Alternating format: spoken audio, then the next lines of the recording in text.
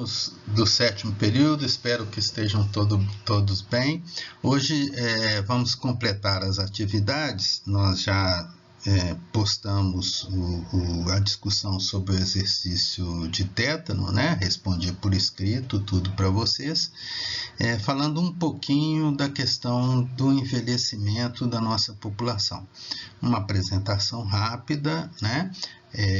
Por causa da questão do tamanho do arquivo, né?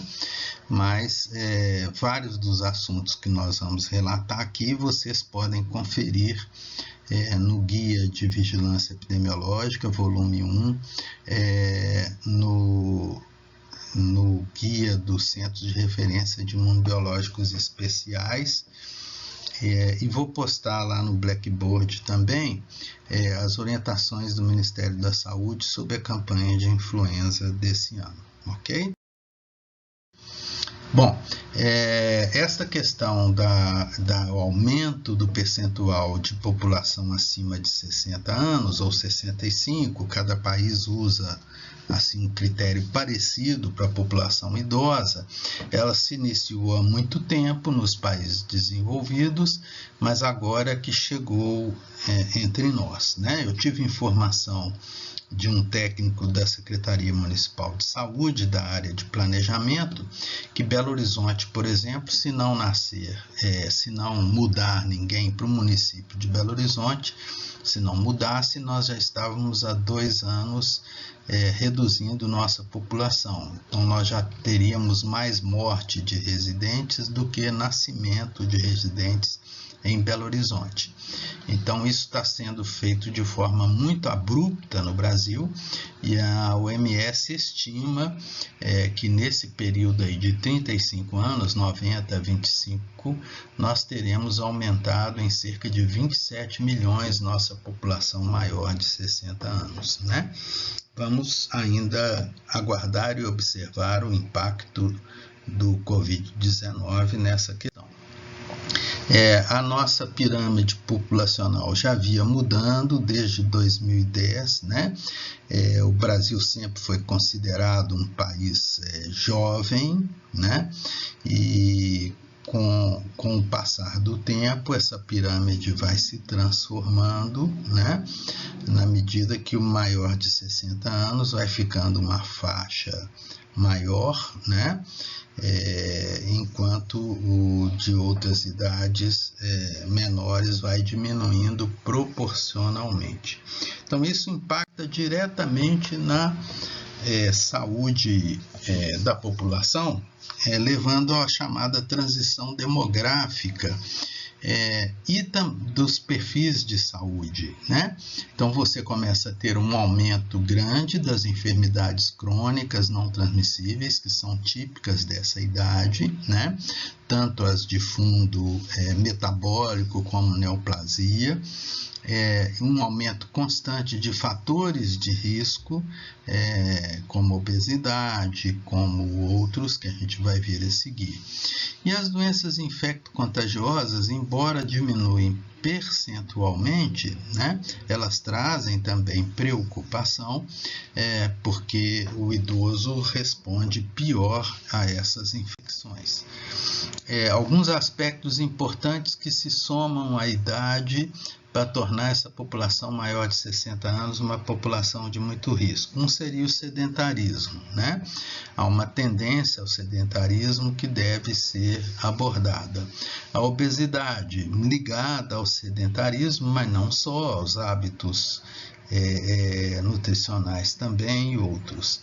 A hipertensão arterial, ela é extremamente frequente acima de 60 anos, e o diabetes tipo 2, tudo ligado à obesidade, ao sedentarismo, né?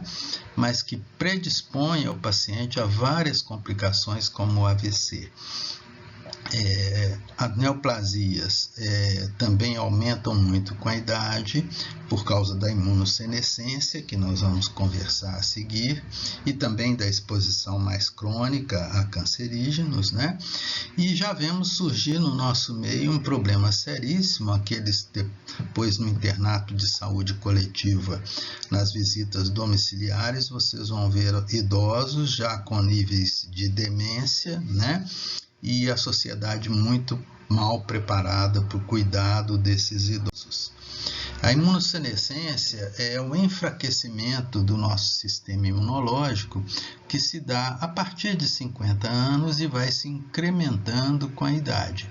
Então, essa maior dificuldade de resposta vai aumentar a suscetibilidade a infecções.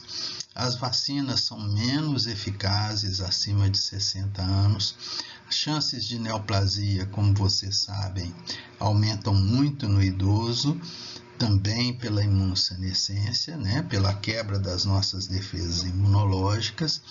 Nós temos uma maior prevalência de doenças autoimunes, principalmente as reumáticas, e essa desregulação imunológica ocorre em todos os setores do sistema imunológico, não é uma coisa assim localizada, como mostra esse slide do meu grande amigo Dr. Renato de Ávila Kifuri.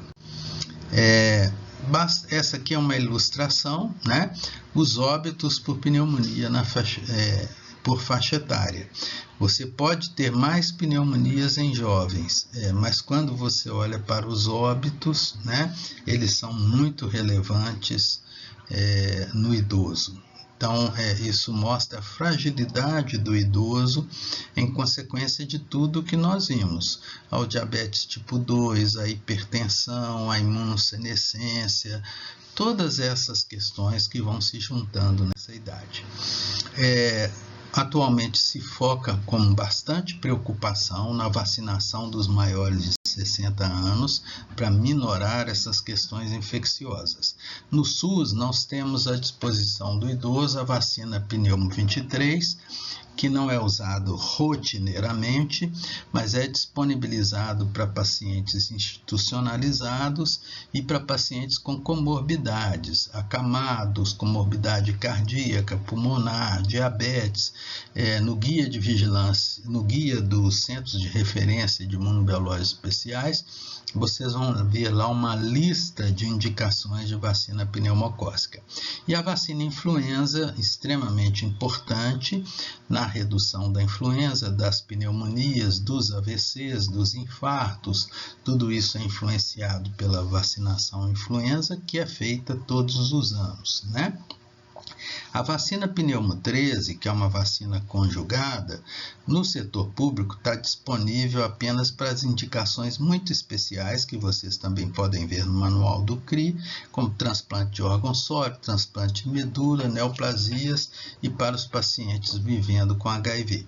Isso se aplica a todas as idades, acima de 5 anos, porque até 5 anos o SUS usa a Pneumo 10 conjugada, né? Mas se você tem um idoso com estas indicações, por exemplo, um idoso com uma neoplasia, a Pneumo 13 passa a ser indicada também no SUS. Fora do SUS, a Sociedade Brasileira de Imunizações, em documentos em parceria com a Sociedade Brasileira de Geriatria e Gerontologia, recomenda acima de 60 anos o uso rotineiro das vacinas Pneumo 13 e Pneumo 23 e também o uso da vacina herpes zoster, né? Além da vacina influenza e de atualização do calendário como um todo. Em relação à vacina pneumocócica e zoster, essa é uma diferença em relação ao SUS, né? Indicação mais de rotina. Bom, o vírus da influenza é muito mutante, ele muda com muita frequência, por isso, para cada ano, a Organização Mundial de Saúde recomenda uma composição da vacina. Nós vimos a última composição que a gente está vendo abaixo é da vacina tradicional trivalente que o SUS usa. Então, todo ano tem um tipo do H1N1, um subtipo do H3N2 e um tipo do B, do influenza B.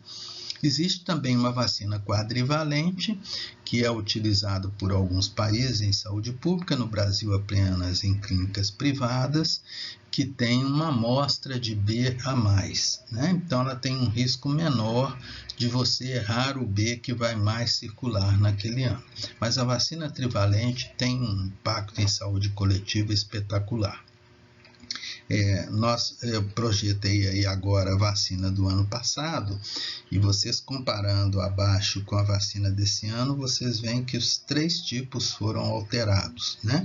Então, uma característica muito forte do vírus influenza é essa capacidade de mutação, que vem do seu RNA fragmentado e também da possibilidade de misturas genéticas com influenza de outros. A vacina é cultivada em ovo, é uma vacina morta, portanto inativada, né? E um erro frequente que nós temos visto na nossa rede de saúde é a contraindicação dessa vacina para criança que nunca comeu ovo. Absolutamente nenhuma vacina é contraindicada em uma criança só porque ela não comeu ovo. Pelo contrário, se ela realmente não foi exposta à proteína do ovo, ela tem menos risco do que a criança que já foi exposta. Então não existe esta contraindicação. Os anticorpos da vacina ficam prontos mais ou menos uns 15 dias após a vacinação, a partir daí que se dá a proteção. Então até lá você pode ser infectado e ter influenza, né? Mesmo já tendo sido vacinado, porque você precisa desse período de 15 dias.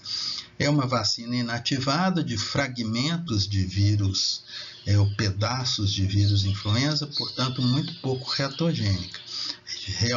Geralmente, reação local, as reações sistêmicas são muito raras.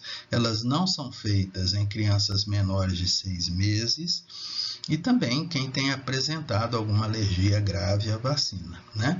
No caso da pessoa ter alergia grave a ovo, nós evitamos a aplicação da vacina na atenção primária aqui no Brasil e fazemos essa aplicação numa UPA, num hospital, onde possa tratar uma reação alérgica. Essa conduta não é mais utilizada na maioria dos países desenvolvidos, que consideram não haver mais risco no paciente com alergia grave a ovo em relação à vacina influenza. Mas aqui no Brasil ainda é uma orientação do Programa Nacional. E essa proteção, como é uma vacina muito purificada e que não tem adjuvante, ela vai durar menos de um ano.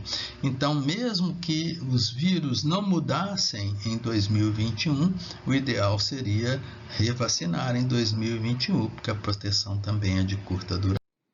Uma atualização recente que nós tivemos no Manual dos CRIs, já se não recomendar mais a vacina influenza em locais especiais para quem tem alergia grave a ovo. Então, esta norma aí, proposta no Manual dos CRIs, iguala essa conduta à conduta internacional. Então, passa no Brasil a valer também você vacinar a criança com alergia grave a ovo no mesmo local, na unidade básica, considerando que ela não oferece mais riscos do que na criança sem alergia grave a ovo.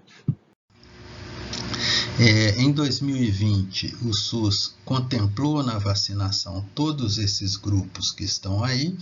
As novidades são a inclusão da faixa etária de 55 a 60 anos de idade e a inclusão dos caminhoneiros entre aqueles profissionais que devem ser vacinados. Depois vocês voltem a esse slide para pensar grupo por grupo, né?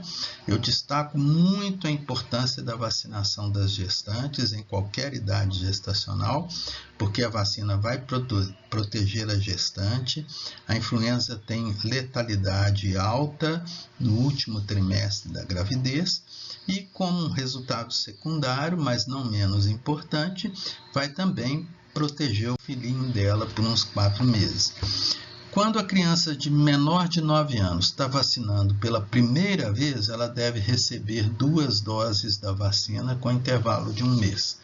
A maioria dos fabricantes, como no caso da vacina do SUS, abaixo de 3 anos, a vacina é 0,25 ml em 2 aplicações e entre 3 e 9 anos, meio ml em 2 aplicações. Acima de 9 anos, ou na criança que já foi vacinada nos anos anteriores, a vacina em 0,5 ml em dose única, ok? Bom estudo. Com essa apresentação nossa sobre a questão da epidemiologia do envelhecimento e um foco na vacina influenza, nós terminamos um primeiro bloco de conteúdo, né? Agora o nosso próximo passo é a realização de uma avaliação parcial que eu vou postar futuramente para vocês com as orientações de como fazer. Eu já aproveito para comentar com vocês que no final de novembro, no dia 28, que é um sábado, nós teremos uma jornada de imunização da Regional Minas Gerais, da Sociedade Brasileira de Imunizações. Serão 4 ou 5 mesas pela internet, com aulas rápidas sobre assuntos interessantes, né? E a inscrição será gratuita. Então, eu creio que no final de novembro vocês já vão ter um conhecimento grande de imunização e a jornada vai ser muito boa para vocês, né? E não há necessidade de vocês assistirem todas as mesas, pode escolher a mesa de acordo com o horário, né? Então, acho uma dica interessante aí para vocês já colocarem na agenda de vocês, ok? Um abraço, então. Próxima semana, 12 e 13 de outubro, feriado, né? Espero que vocês descansem, a situação não é simples para vocês, né? E na semana seguinte nós faremos, então, um importante exercício, que é a nossa primeira avaliação parcial, ok? Um grande abraço a todos.